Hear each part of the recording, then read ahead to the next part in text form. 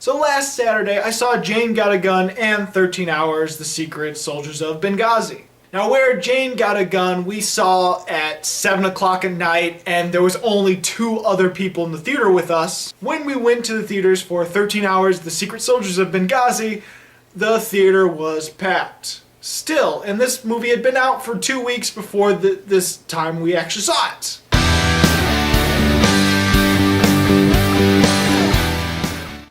So, 13 Hours, The Secret Soldiers of Benghazi. Based off a true story, don't know how much of the movie is actually accurate because, well, Michael Bay has done true stories before, and how accurate have those two been? You know what, I don't really think I need to give a plot synopsis. It's the story of Benghazi, that whole incident, and it's a Michael Bay version of it, so yeah, that's what the 13 Hours, The Secret Soldiers of Benghazi is about.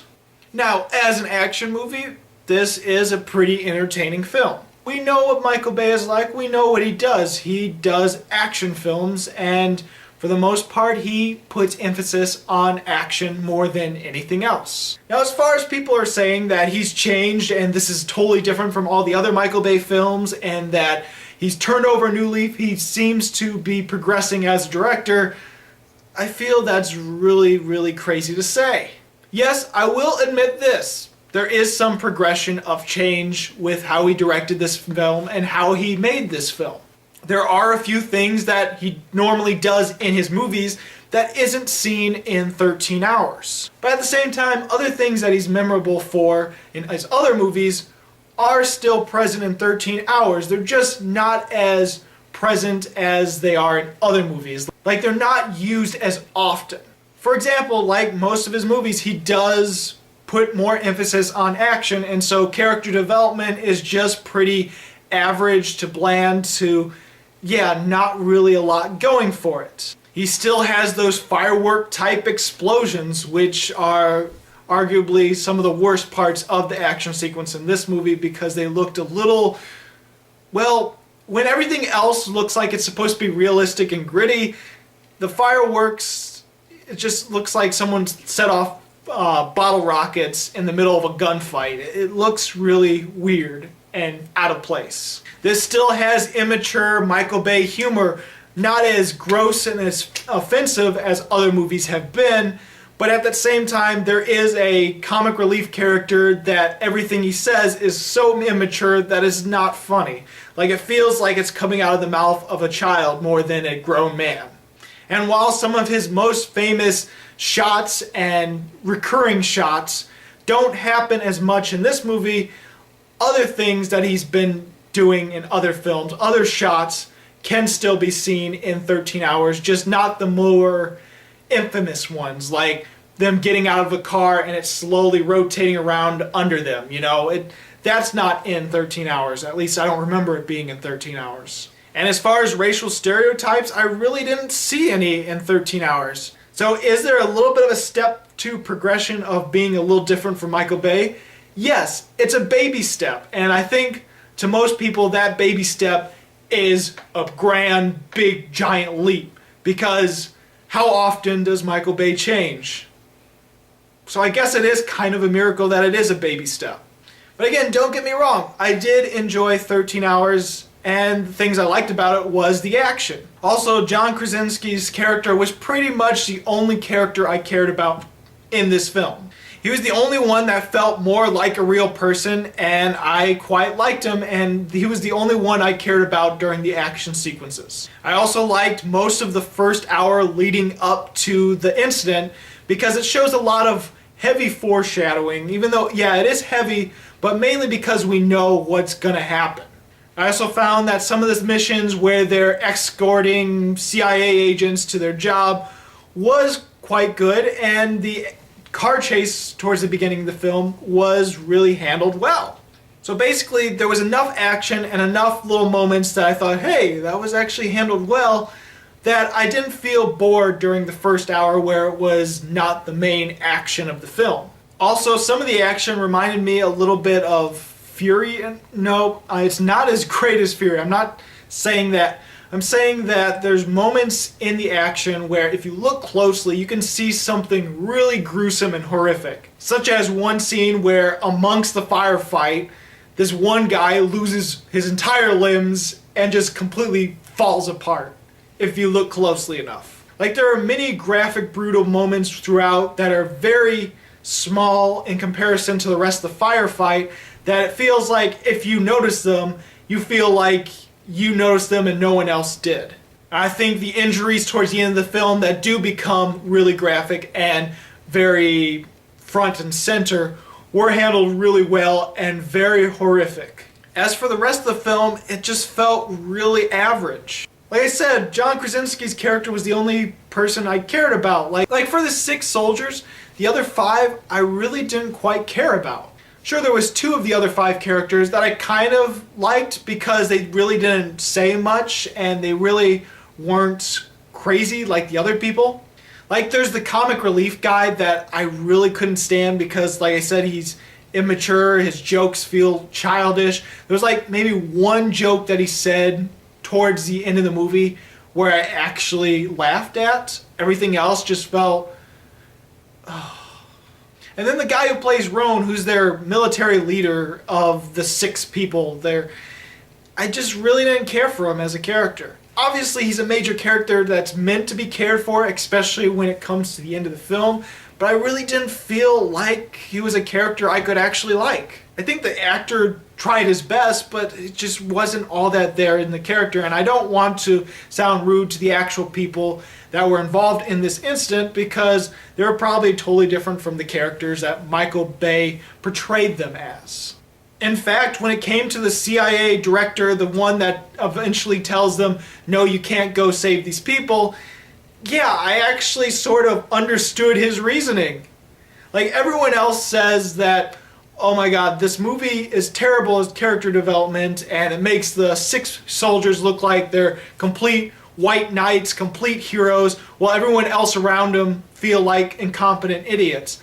I really didn't feel that way. In fact, I almost felt the exact opposites.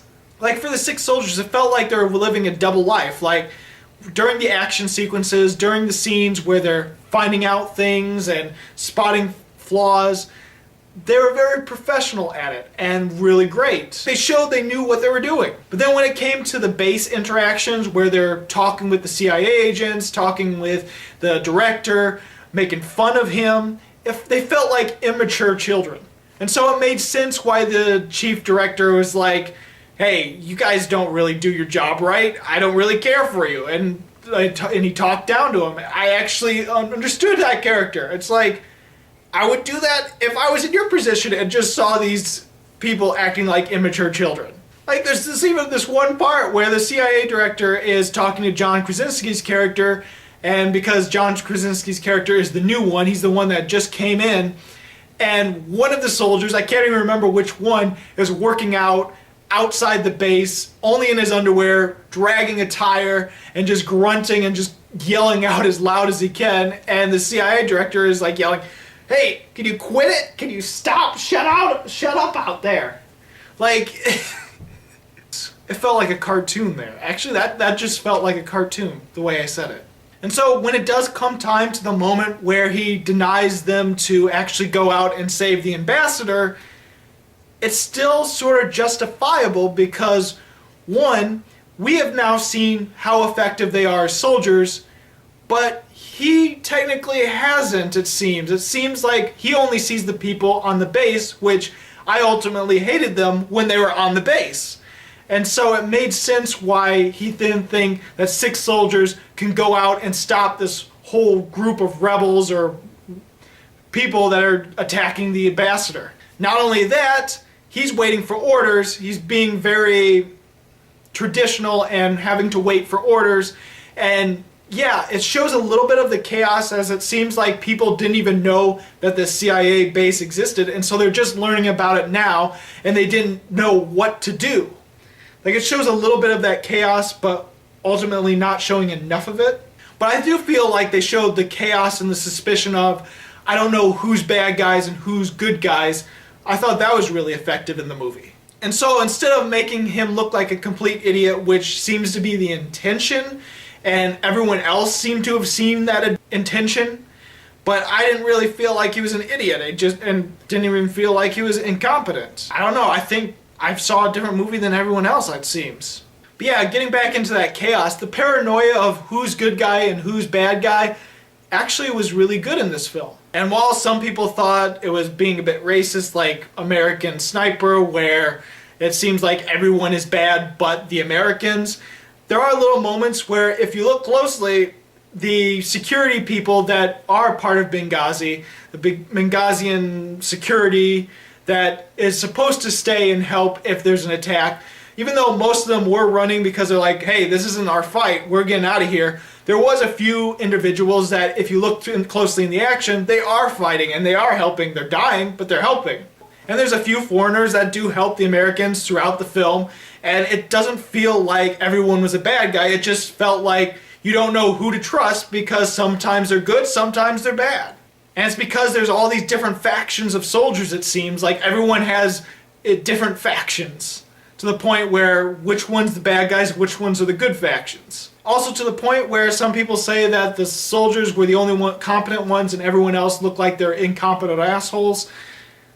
Many of the times when they are incompetent, it makes sense why they are.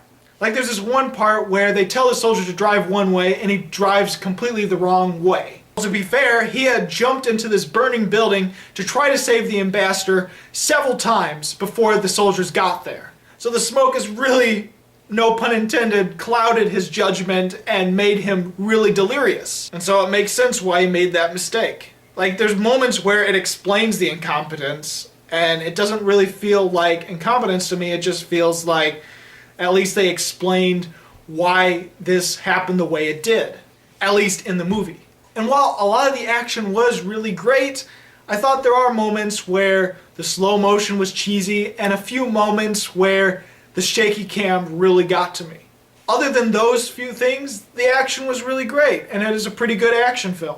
Now, to be honest, I did kind of laugh a little bit on the inside when they tried to give our characters character development by showing them all with their family at the same exact time. It almost felt like, you know what? We spent too much time with John Krasinski's character. Maybe we should give development to the other 5 soldiers? Well, how do we do that? Do the same way we did with John Krasinski. Show them with their family. Have them video chatting with their family. All at the same time. And as far as the political stance of this movie goes, it really focuses on the soldiers and the chaos, and that's all good and dandy. I think that was actually a good job for Michael Bay to do that, because I can't imagine him trying to put the political spin on it and doing a really good job at it. I really can't see that happening. So there's 2 ways that this could have went down. Maybe he realized he can't do it political justice, and so he just focused on the soldiers. Or he didn't even think about it going in the political way and just focused on the action. I could see either way going. I could see it happening either way. Whether or not it's because he realized he wouldn't do a good political spin on it, or because he was just focusing on the action, it worked all the better for him not to have the political spin. Now, if it was a different and much better director handling this story, then yeah, I would have liked the political spin, and that's what I would have expected. And yes, there are directors that probably would have been a much better job at this than Michael Bay, and I kind of want to see what those directors would have brought to the table. But we have Michael Bay, so as of what he brought to the table, it was still really good. Now, this movie is definitely going to appeal to some people stronger than others. Michael Bay fans, you're probably going to love this film. People that have a certain political stance on the situation, you're going to either love it or hate it. You're going to already automatically love it or hate it going into this movie, no matter what you see on screen. But the people like me that really don't know much about the incident and don't have a political stance on the whole thing, and really doesn't know about the situation enough and actually wants to learn more, seeing this movie doesn't really give you the information or the best information possible to knowing about what happened in the situation and having feelings towards it. So for me, I'm going to give 13 Hours, The Secret Soldiers of Benghazi, 3.5 stars. It's probably more of a 3.25, but I'm going to give it 3.5 because it's, yeah, I'm just going to give it 3.5. So, did you see 13 Hours, The Secret Soldiers from Benghazi? What did you think about it? Go ahead and comment. If not, what is your favorite war movie based off of a true story, like Black Hawk Down or something? That's much better than 13 Hours. Go see that instead. As always, this is Bruce Gifford, and this was Just My Opinion.